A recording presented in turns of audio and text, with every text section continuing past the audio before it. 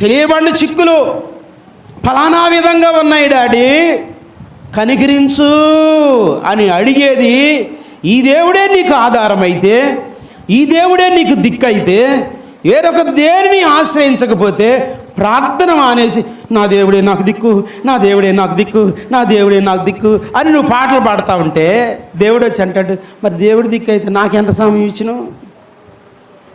దేవుడి దిక్కైతే, నేనే దిక్కైతే నీకు నా వాక్యానికి ఎంత సమయం ఇచ్చావు, నా సన్నిధికి ఎంత సమయం ఇచ్చావు, నా ఎదుట నువ్వు ఎంత నమ్మకంగా ఉన్నావు అని ఆయన ఒకవేళ ప్రశ్నిస్తే నువ్వు చెప్పగలవా?